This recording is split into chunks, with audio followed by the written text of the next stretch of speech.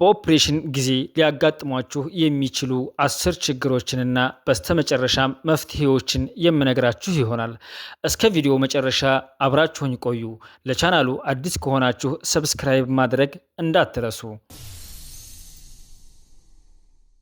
አንደኛ፣ ብርድና መንቀጥቀጥ። በኦፕሬሽን ክፍሉ ቅዝቃዜና በሰመመን መድኃኒቱ ምክንያት ሰውነትሽ ከቁጥጥር ውጪ በሆነ መልኩ ሊንቀጠቀጥ ይችላል። ይህ የተለመደ ነገር ስለሆነ በፍጹም ልትደናገጪ አይገባም። ሁለተኛ፣ የመደንዘዝ ስሜት። ከወገብ በታች ምንም አይነት ስሜት አይኖርሽም። ይህ እስከ ጥቂት ሰዓታት ሊቆይ ይችላል። ምክንያቱም በሲ-ሴክሽን ጊዜ የተለያዩ ችግሮች እንዳይገጥሙና አንቺም የስቃይ ስሜት እንዳይሰማሽ ይህ ነገር ይደረጋል። ሶስተኛ፣ የጋዝ መከማቸት። ከቀዶ ጥገና በኋላ ሆድሽ በጋዝ ሊነፋና በትከሻሽ አካባቢ ህመም ሊሰማሽ ይችላል። አራተኛ፣ የመጀመሪያው የእግር ጉዞ። ከኦፕሬሽን በኋላ ወጥተሽ ለጥቂት ደቂቃዎች መቆም ወይም መራመድ በጣም ከባድ ሊመስልሽ ይችላል።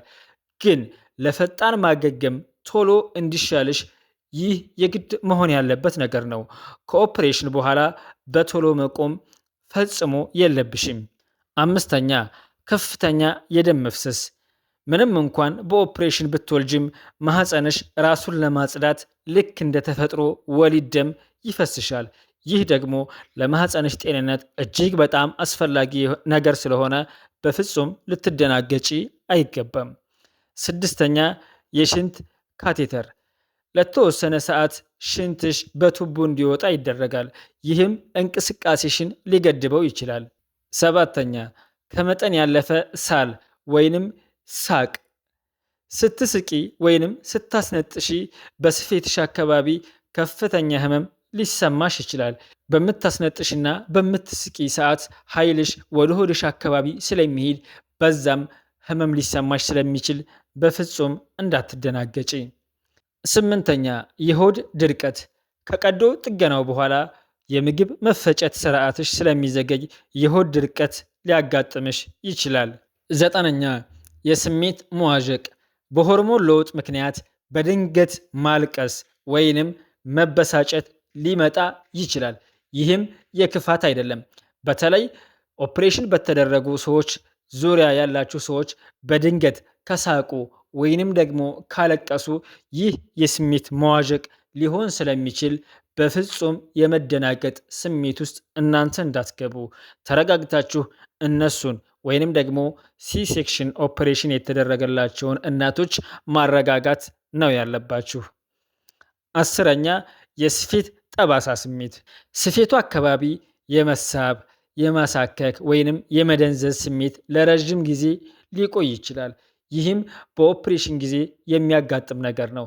ከዚህ ቀደም በኦፕሬሽን ጊዜ የሆዳችሁ ጠባሳ እንዲጠፋና እንዲወገድላችሁ ማድረግ ያለባችሁ 7 ነገሮች በሚል ርዕስ ቪዲዮ ስለሰራሁኝ መለስ ብላችሁ ያንን ቪዲዮ በማየት ሆዳችሁ ላይ ያለውን ጠባሳ እንዴት ማሻር እንዳለባችሁ፣ እንዴት ማጥፋት እንዳለባችሁ መተግበር ይኖርባችኋል። ከዚህ በኋላ ደግሞ ማድረግ ያለብሽን ቅድመ ጥንቃቄዎች እነግርሻለሁኝ። አንደኛ፣ ከባድ ዕቃ አለማንሳት። ከልጅሽ ክብደት በላይ የሆነ ማንኛውም ነገር ለ6 ሳምንታት በፍጹም አታንሺ። ሁለተኛ፣ የስፌት ንጽህና። የስፌቱን አካባቢ ሁል ጊዜ ደረቅና ንጹህ ማድረግ፣ ኢንፌክሽን እንዳይፈጠር መከታተል ይኖርብሻል። ሳት ብሎሽ ልትዘናጊ አይገባም፣ ምክንያቱም ይህ የህይወት ጉዳይ ነው። ሶስተኛ፣ ቀስ ብሎ መንቀሳቀስ ይኖርብሻል። አልጋ ላይ ስትነሺ መጀመሪያ ወደ ጎን ተኝተሽ በእጅሽ በመደገፍ ቀስ ብለሽ ተነሺ። አራተኛ፣ የአመጋገብ ጥንቃቄ። ፋይበር ያላቸውን ምግቦች ለምሳሌ አትክልትና ፍራፍሬ በማዘውተር የሆድ ድርቀትን መከላከል ይቻላል።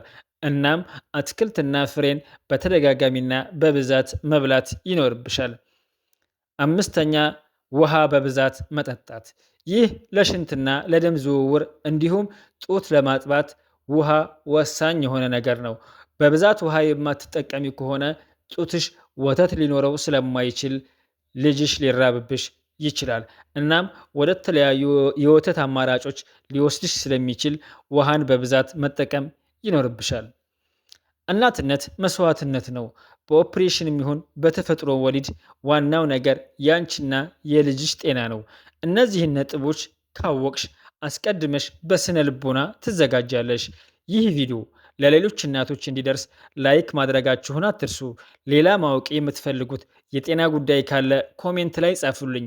ስለተከታተላችሁኝ አመሰግናለሁኝ። እስከ ቀጣይ ቪዲዮ ቸር ሰንብቱልኝ።